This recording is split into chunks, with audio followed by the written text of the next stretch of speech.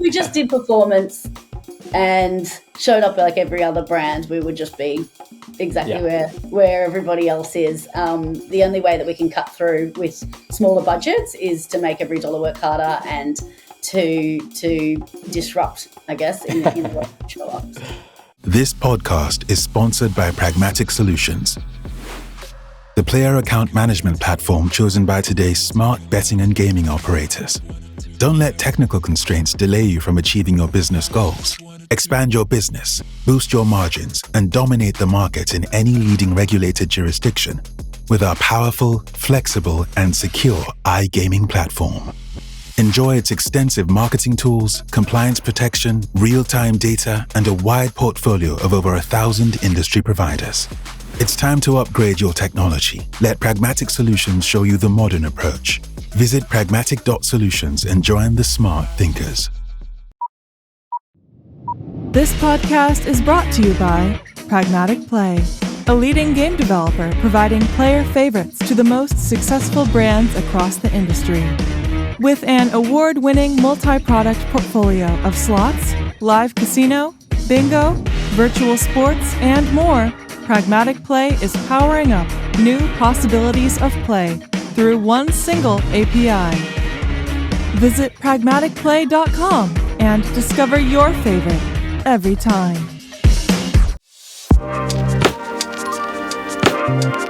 Bingo, bango, bongo. We're back here at the Next.io podcast today with Emilie Jirsch, the CMO for Dabble. How are you doing today, Emilie? Yeah, good. Thank you. How are you? Very, very good. Thank you. Here, what is it? Thursday morning, even here in Malta, and we catch you here in the last hour of the day over in Australia. So really appreciate that. And Emilie, obviously you're the CMO for Dabble, which is blown up as one of the most exciting up and coming operator brands in the industry in the last couple of years, and the journey that you've had together with the brand has been truly remarkable. And that's why we are here today, because it's truly one of those brands that have eclipsed the industry to some extent, and you really managed to break through. But as a starting point here today, perhaps can you talk maybe about the origin story of Dabble and how its unique brand identity was born? Yes, for sure. So Dabble was born out of actually country New South Wales in Australia. Two brothers, John and Dave Robin, they had an affiliate business which was building up Facebook communities based on tipster sites, basically. So they had these big Facebook pages called The Shark, The Ruffy King, and then they would send traffic to other betting operators. And what they did in building up these communities of people who were interested in receiving tips, sharing tips, chatting with other punters about, upcoming races, that they found that there was a community there who wanted to connect. And there was a bit of an unmet need in the market of people who are providing an experience to allow those people to connect outside of in these social platforms. So that's where the idea of Dabble was born, because people were sending, if you've ever had to share some tips with someone, it's obviously scribbled on a piece of paper and they've texted it to you, or you've got a screenshot of their bet slip, and then you have to try to move between browsers to try to copy that into your bet slip. So the idea was, why don't we make it a seamless experience for people to copy somebody else's tips and add it to their bet slip in just one tap, and also creating a community of people who wanted to connect around betting as a shared interest. So they teamed up with our third co-founder, Scott Hutchins, and who is our now CTO, and he built the app with a team of devs early on in 2020 in COVID lockdown. And it really took off when it launched in July in 2021. We found that we were correct in that view that there was an unmet need and that customers were crying out for this experience. And we had a lot of dabblers who are still with us today who are absolute brand advocates, because they were there from the beginning. They are founding, members of our community and really live and breathe the purple brand. So fast forward to 2 years ago. So that was 2020. We launched in July 2021. 2 years ago, we launched in the US after the success we'd seen in Australia. It absolutely exploded over there, grew more than we could ever have imagined. And then 5 months ago, we launched in the UK as well. So we're now well and truly a global brand, and the only brand outside of, I think, 365 who operates in market with the one, unifying brand, and we're just about to hit 1 million active customers in the last 12 months, which is a pretty amazing feat for a brand that's less than, just 4 years old. So. Incredible. What a journey so far, Emilie, for sure. And I mean, so you could somewhat like attribute the success of Dabble to two things, I suppose, which is like the differentiation in product, where you really honed in on this like social feature, but then also the brand itself that you really position in a really interesting, exciting way. So Emilie, I'm curious to know, like, can you talk more about the brand positioning? Like, how did you, stand out as a brand, especially, considering that in the beginning you're up against these like massively affluent competitors, and here comes this startup with like very limited budgets. Can you talk more about the brand positioning? Yes. So our founders very much, when I started, gave me the mandate is we are different, so we need to show up differently, and we do have the product to back that up as well. So the mindset is often when we talk about what our competitors are up to, or when we talk about an idea that we have in marketing, we say, would our competitors do this? And if the answer, or could they do it? And if the answer is yes, we'll probably steer clear of that area. So every way that we show up needs to be distinctive and different. And that's how we make every dollar that we spend work harder for itself. We need to have cut through, and you can't do that by having, a very similar brand or showing up in a very similar way to our competitors. And we do, I think there is an industry of a lot of sameness and wallpaper when it comes to deposit match offers, money back specials, and it's just a bit of a race to the bottom when it comes to generosity. We decided not to play in that race, and how do we show up as a very distinctive brand? So we talk a lot about showing up. I don't know if you know about the purple cow theory. So the idea What's the purple cow theory? Purple cows, and it suits us well because we're purple. And the idea is, if you've ever been on a road trip and you drive out of the city and you drive into the country, the first time you see a cow in a paddock, you go, oh, a cow, to the other passengers. We've all been there. And the idea is that after a while, you've seen so many brown cows that it's no longer a aha moment for you. But then if you were to drive on and then you see, paddock of brown cows, you see this big purple cow, you'd go, oh, a purple cow. And that's what we want to embody when we show up in our branding, really make people go, oh, that's not how I expected a betting operator to show up in marketing. So that's very, very much our mandate. And it's fun and it's great to work on a brief like that, but it's not easy as well, because you can't look to our competitive set for inspiration.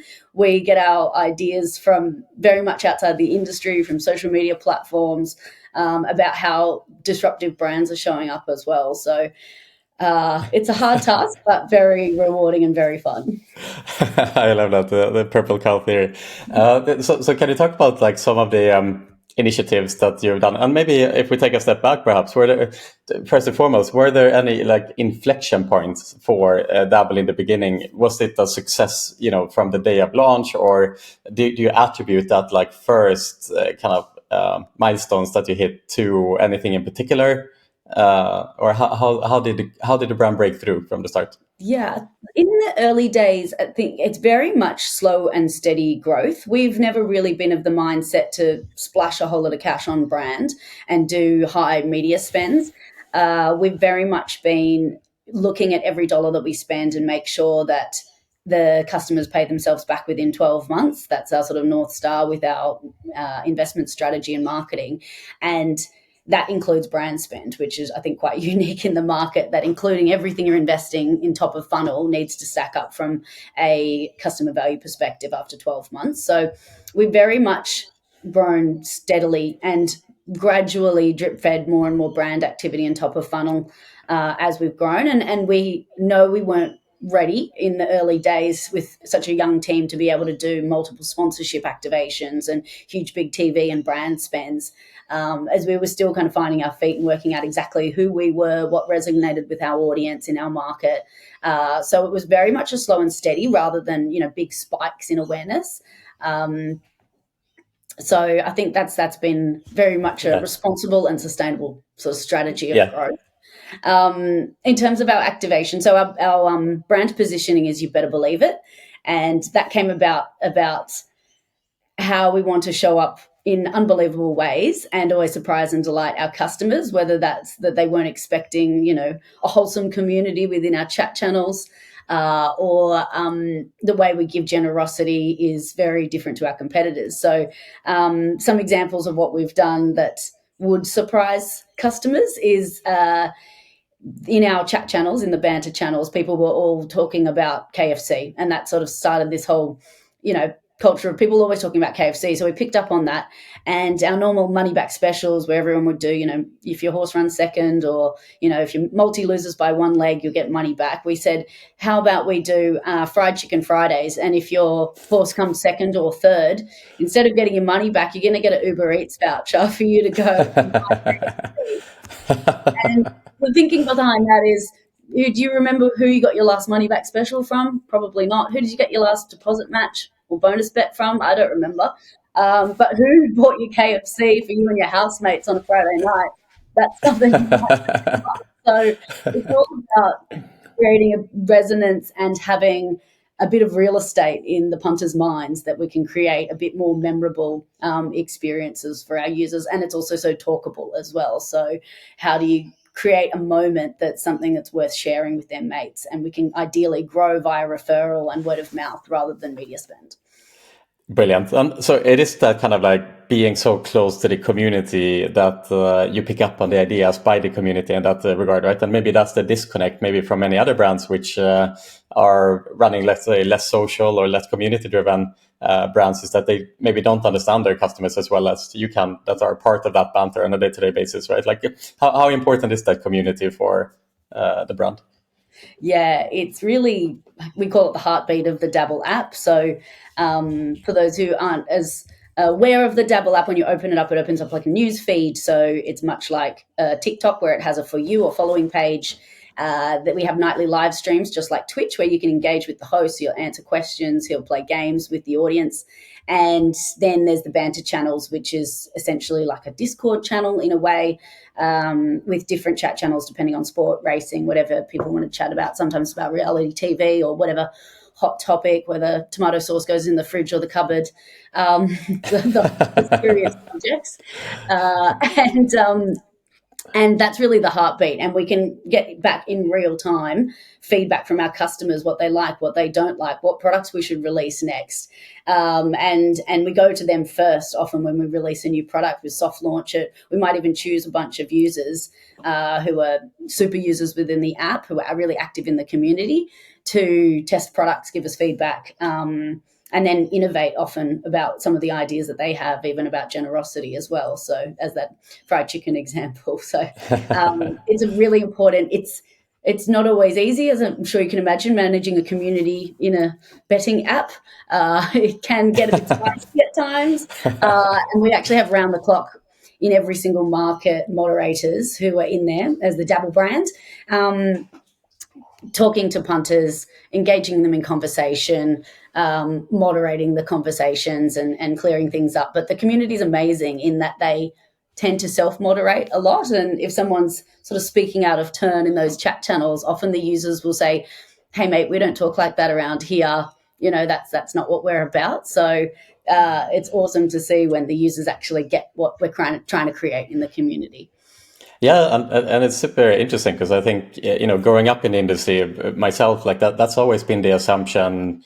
There's never really been any community-driven apps in that regard, because I think a lot of companies have been scared of what happens when we bring our users together. So it's really a funny thing that the industry has never really dared to bring its own customers together on that front, and because it comes with risk, like people obviously abuse the chat, abuse the community, and so on and so forth. But the reward is then, of course, that if you can unite the customers, they obviously become a lot more loyal to you, and you become closer to them, and you understand the tone of voice that they use and things like that. And obviously that makes it a lot easier to create a brand that really resonates with the customers in that regard. So I can imagine that, like, when you form the kind of persona of the brand, that like leaning into that like community and understanding the psyche of the customers, that must have been like a really important part of just understanding how to form this brand in the first place. Yeah, 100%. It's very much like a feedback loop of they've informed us of what the brand should be and how we should show up, as well as us showing them in return. So it's definitely a two-way street, as it should be in social and community. Yeah, for sure. I also remember reading, Emilie, it's like, what is it, like a year ago, something like this, that you did a partnership, like, it's like with the PGA or like a major golf tournament where there was like a $1 million prize, not for the player who scored a hole-in-one, but for the audience watching the hole. Like, can you talk about that? I thought that was absolutely brilliant. Yeah, so the mandate from our founders, they're very much performance driven, as you can imagine, with an affiliate background. And so I've been peddling, let's do some brand activity, let's do some sponsorship. And they say to me, okay, you can do it, but you've got to blow things up, flip them on their head, do it disruptive, make it stand out more than any other brand. If you're just going to slap your logo on it, we don't want to hear about them. Okay, noted.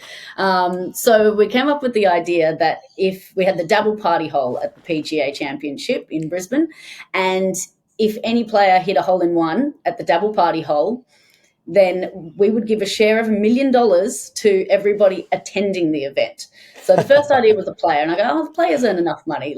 How about we give it a share in everybody attending? So anyone who showed up to the PGA that day had a chance to win this split of the shares. And the idea behind it and the premise of Dabble is that people are celebrating together. You're writing the wins and the losses as a community, which is what we believe betting should be all about.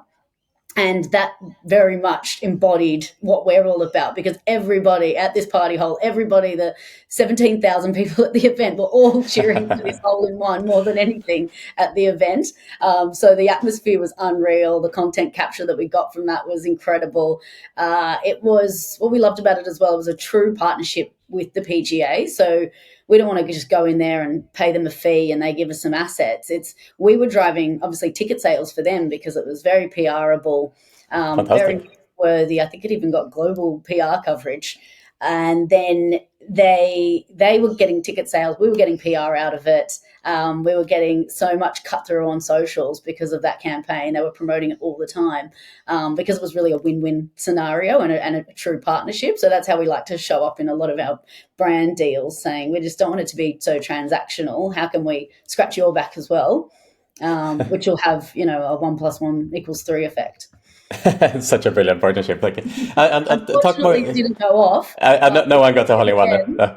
Thank God, that 1 million, that would have hurt. Yeah. Well, it wouldn't be a bookie if we didn't roll with that. And we're doing it again next weekend. So. Oh, you are? Yeah. Oh, interesting. Yeah. Okay. Yeah. Fingers crossed. But talk more about that, Emilie, of kind of the brand marketing approach versus performance marketing, especially since your founders are performance marketing based, because, in the first glance, you would think, put all the marketing spend into performance marketing because we can measure and optimize that spend. Whereas in brand marketing, it feels like a lot more faith and gut feeling. I'm not sure, is this actually worth the money or not? And I imagine, most brands, even if they invest in brand marketing, are they capable of creating impactful campaigns? Talk more about how do you justify spend into brand marketing when it's impossible to measure? Yeah. So there's a book that really resonated with me called Future Demand by James Herman. And he talks a lot about startups who have created a new product that is catering for an unmet need in the market. So they've invented some new product. Customers are like, oh, my God, this is what I've been looking for.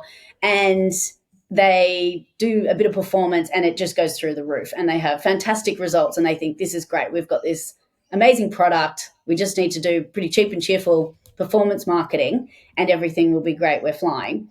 And then what often happens with a lot of those startups is things start to plateau.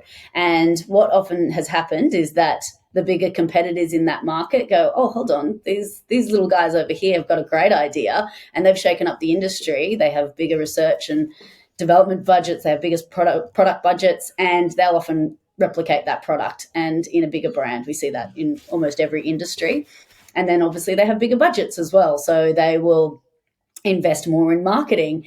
And then all of a sudden, what have you got left? Because your products have been replicated by someone bigger and someone who's screaming it louder than you are. So that is the importance of creating a brand from the outset, not when it's too late, when your product's already replicated.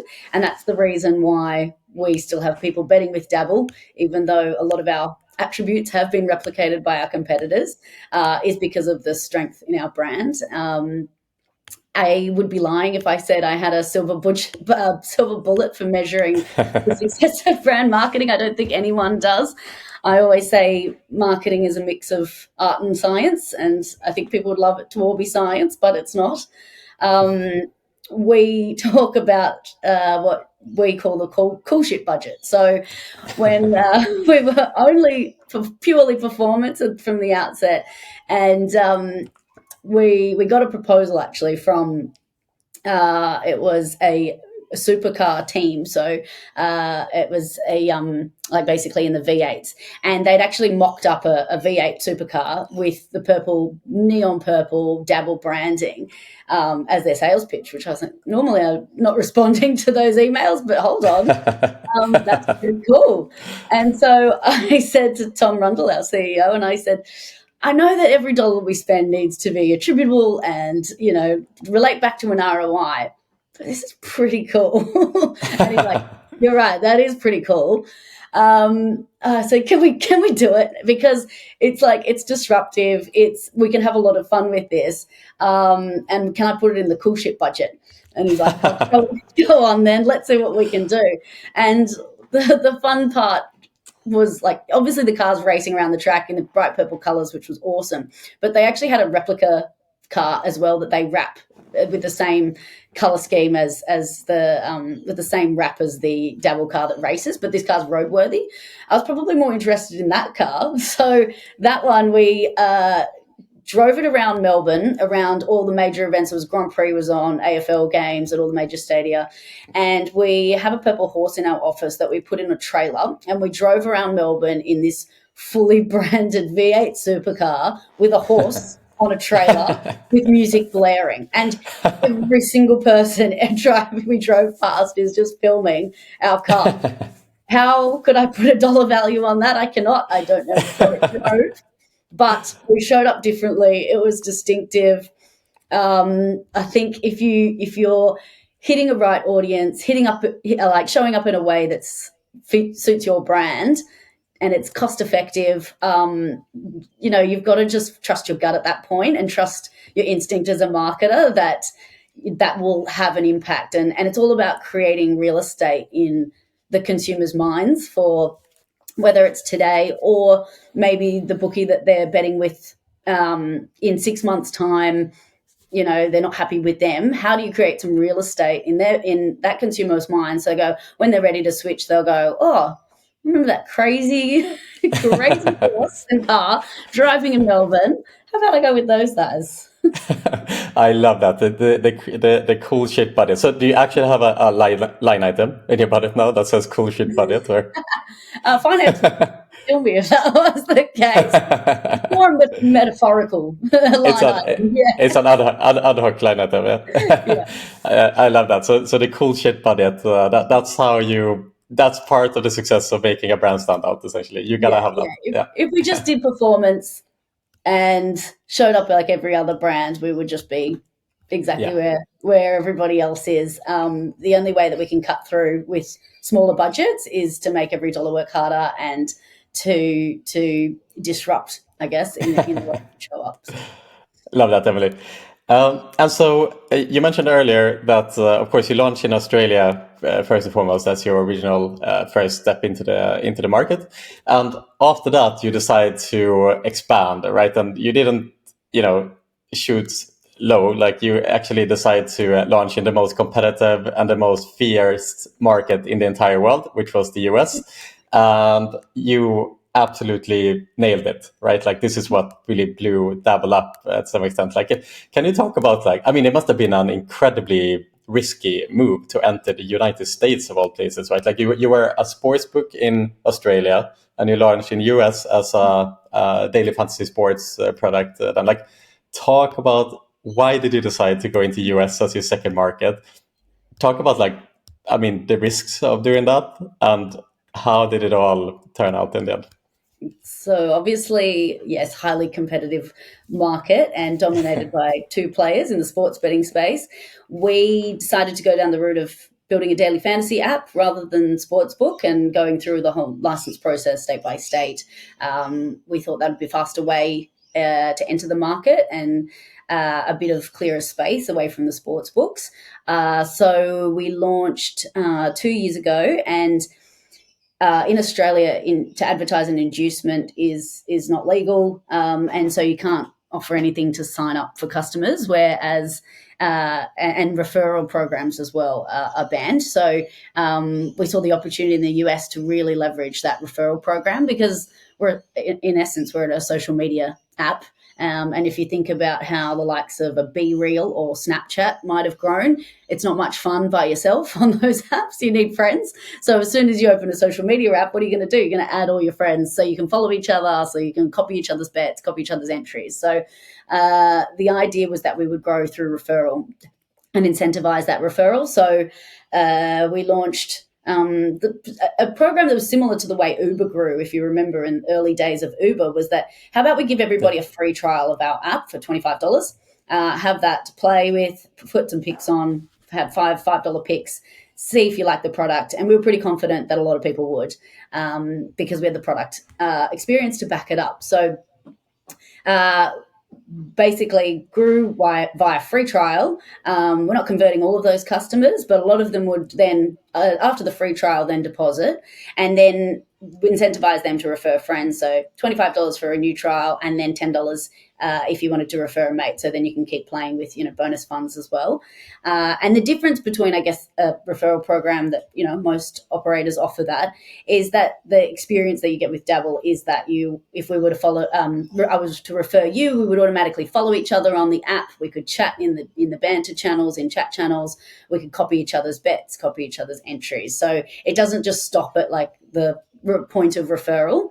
It's more of a connection within the app as well, and then that encourages more connection because more people want to get involved. And we have a program called Copy Cash, which is, if I was to copy your bet, whether your bet wins or loses, you'll get 10 cents.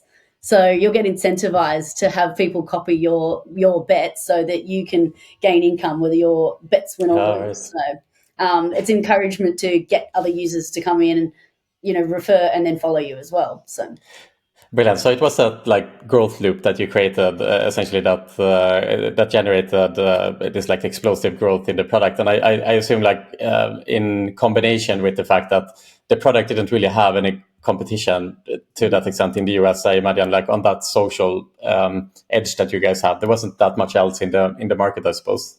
Yeah, that's right. Yeah. And you'd be shocked to learn that we spent about, I would say, less than $100,000 in our first year, and oh my God, we surpassed over 1 million customers. Oh my God! And top of the charts on the app download list. I mean, it's pretty amazing. Yeah, pretty incredible. Was it surprising to you guys? When the app really blew up it came from nowhere all of a sudden, and you still have all these incumbents both on the sports betting side and on the daily fantasy side, and here comes Dabble as a startup from Australia and just completely blows it out of the water. But it must have been pretty amazing when it all took off. Yeah, it was beyond our expectations, certainly, and I think the reception that the brand and the product received in the US was really surprising as well. I think the market's so young there, when compared to Australia or the UK as such established markets, that the users are really sort of bright-eyed and bushy-tailed and really keen to try new things. They're really positive in their reception, where I think sometimes in Australia and the UK, our customers have kind of seen it all. They've seen every offer. They know all the tricks. They know all the, how to arbitrage this and that. And these guys were just really up for trying something new. They really embraced the product and the community and everything like that. So, it was definitely beyond our expectations in terms of the growth there. And so then when you launch and you build the brand in the US, do you have any kind of like different brand attributes to that? Do you position the brand slightly differently than in Australia, for example? Do you also do these activations in the US? Again, much more expensive, of course, but like how do you build the brand itself in the US? So I put a lot of thought into how to structure the marketing team so that we would have a global brand presence, and brand positioning and what we're all about needs to be universal. But then obviously every market has their culture and it needs to resonate within that market. So I structured the team, and when I mentioned the art and science of marketing, that the science would be global. So we have what we call our sort of global center of excellence when we talk about acquisition, customer engagement, brand creative direction overall, global brand, and video production, which will be global, and they work across all markets, and out of HQ, which is Australia. And then the art is done locally. So anything to do with the banter channels, the community management part, social media, like local creative execution, sponsorship is all done locally, and with local heads of who obviously understand the culture in their market. And so we have principles of our brands that need to be recognized across all markets. And then within that, there's some wiggle room for how you want to show up differently. And obviously, senses of humor, for example, are so different across those three markets. So, in how cheeky or irreverent we are, we have a bit of a scale of where Australia, the US, and the UK sit on that scale in terms of our tone of voice and how we show up. And the local teams do an amazing job of resonating with Gen Z audiences in each of their markets. And because the large part of our marketing mix is TikTok and Snapchat, really, because being a Gen Z product. And I think what we're seeing across globally now is that there's more commonalities globally between a Gen Z audience than there ever has been before. I think with, global sports, NBA is NFL popular everywhere, and football as well, there's more homogenization between that cohort than perhaps older generations. So there are a lot of commonalities that we can find in our marketing of how we show up to that audience and really resonate with Gen Zs. Yeah, brilliant.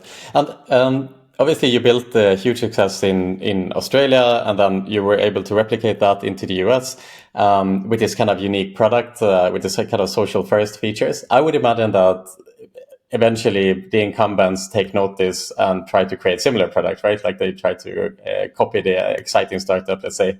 Is that something you guys have experienced? And is that like a fear of a startup that an incumbent will just copy the product and just pour money into kind of taking over market share and so on and so forth? How do you view that? Yeah, definitely is on our radar, and we have seen it locally in Australia. A lot of our competitors have replicated at least pieces of our product, if not the whole sort of social experience, but not holistically. So I guess we still have that as our point of difference is, everybody has to have a profile. It opens to the feed, much like a social app, rather than being a tacking on these social features. In the US, in the DFS space, Prize Picks have recently released a very similar offering to us. While there are concerns around that, I think it's a case of the tide rises all boats. And what we saw when some of our competitors were spending quite heavily on marketing these social features, which need a lot of education, which we would find ads where we were talking about had to explain our social features. The CPAs were more expensive because it's a much lengthier explanation than just saying get this offer or same race multis and things like that are easy to understand. So what we found is that when those big brands were spending on our social products, promoting social betting, we actually did better as a result. So I think as long as we can maintain our competitive edge, and we do that, we've just got to keep innovating. We can't rest on our laurels and say, hey, we've released this social product and, we're done now. Definitely not. So we'll just have to keep innovating and stay at the forefront and keep making it more social, releasing more features, much like our our social apps that we use every day, rather than, we don't look to our competitive set for product innovation, but rather looking at how do we replicate the features of TikTok, of Snapchat, of Discord, and integrate that more. So we like to think we're pretty quick and nimble because we're still pretty small.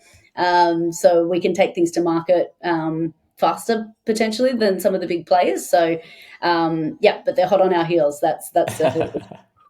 Yeah. But it's like, it's interesting. We always have a saying internally that like copying is the highest form of flattery. That like if someone copies you, I mean, what more can you ask for? Right? It means you're doing something right. Flattery gets old after a while. Fair enough. Yeah. It still hurts. Yeah, it still sucks when it happens. But I suppose the like incumbent brands, maybe brands that have less, imagination themselves, like they will look to copy others. But I suppose like it's hard to copy culture, right? Like it's like to build a brand like Dabble, it's not like you decided that like, okay, we're going to be like the cheeky, fun purple brand. It's like there's like a lot more behind the execution than just like writing that on a piece of paper. It has to like come from the top. It has to like be permeated throughout the culture of the company and all of that, right? Like I imagine that the culture in Dabble like exemplifies what the brand is, right? Like can you talk more about that? Like the kind of the culture in the company and the pride you take of the brand? Yeah, 100%. We very much live and breathe the culture. I feel like our internal brand is very similar to our external brand.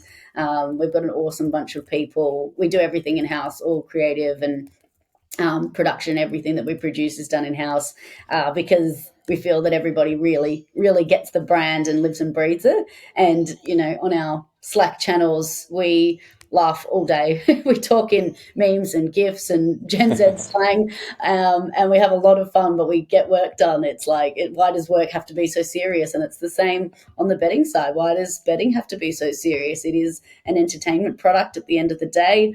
It's sport, it's racing, it should be fun, should be having a bet, making that a fun journey. So we live and breathe that internally as well. So I feel like I haven't really worked in the last 3.5 years that I've worked at Dabble because every day we're just having so much fun. Purple cows and $1 million bets. I like it. Exactly. So Emilie, I mean, you built obviously one of, if not the strongest brand of the entire industry. You've done incredibly well. Obviously, the brand as a result of that has really taken off. And I'm curious to know, your own kind of thoughts around marketing and brands. Like, are there other brands, not just in the industry, but like global brands that you look up to, that you've been kind of influenced by in your own marketing journey? Talk about like your own thoughts around it. Yeah, who do we look to? So we, in terms of the way activating within sponsorship, we always love what Heineken do, admire the way that they show up really creatively, and it's more than just the event itself. It's about creating really viral moments, whether it's crazy competitions with unexpected reveals and things like that. It's really about the social content and the virality of that, rather than just engaging the people at event or logo slapping when it comes to sponsorship. We, from like a product experience and retention marketing perspective, we always reference Duolingo. We love their gamification. That's a big part of what we do in terms of making every step of the journey a bit more fun. So when you sign up, instead of deposit match, you spin a wheel. And then instead of just hitting odds boost for your odds boost product, where you shoot a rocket game and you've got to stop the rocket before it crashes, and that defines your odds boost. So we take a lot of that gamification elements, inspiration from Duolingo and their retention model as well. An Australian brand that I like is, and it's completely out of our area, is High Smile, which is a toothpaste brand, which is Aussie startup, also really young founders, and have people all over the world. I think they've expanded to the US now, buying $12 toothpaste, but they're all different flavors and they're all different colors and they're amazing packaging. They're basically like the Labubu of toothpaste now. I don't really need watermelon flavored toothpaste, but here we are. But how they show up on they're very similar media mix to us, with TikTok and Snapchat being a Gen Z brand as well. And I don't think you can really go past Ryanair's social strategy. Oh my God, it is the best thing that ever happened. Like, oh my God, how funny it is. Like, hats off to them. Yeah. I love that. Like if you're gonna follow like one brand on social media, it is Ryanair. It's just absolutely brilliant what they have done. Like, 100%. Be brave. That's for sure. So after conquering Australia, US, now obviously the third market that you are penetrating is the UK. But what's next for Dabble? What is on your roadmap at the moment? So the plan is world domination. So we don't sit still for long, that's for sure. We're looking at new market opportunities, what makes sense for us next. And we've recently been granted our Irish license as well. So that's the next focus for us for the next 6 months, is launching into that market. And then we'll be assessing what other opportunities we've got throughout North America, Europe. Everything's on the cards. Exciting. And I mean, world domination. Talk more about the grand vision of the company as a final question here today. Where do you see Dabble in 3 years' time? Like, what is the ultimate goal here when you talk about world domination? Maybe not 3 years' time, but let's call it in 10 years. We want to be we have a humble ambition to be the biggest betting company in the world. So, we call it a BHAG over at Dabble, which is a big, hairy, audacious goal. So you've got to be lofty in your ambitions, and why not aim high? And that really puts a North Star for everybody of, let's stop thinking about how we, just enter Ireland. How do we scale our business? How do we set ourselves up that we could be the biggest betting brand in the world in 10 years' time? And it makes everyone sort of think long-term, think big, think's really disruptive, because if we keep doing, sort of buried in the weeds and the day-to-day, or fall into a trap of doing, what everybody else does, we're never going to get there. So it's a good mandate throughout the business to really think about lofty ambitions and think about how we could get there. Brilliant. Emilie, thank you so much for donating your time today. Congratulations to the massive success. And then when we meet here in a few years' time again, hopefully sooner than that, and we'll see how you're aiming towards that BHAG massive goal. Thank you so much for today. Thank you.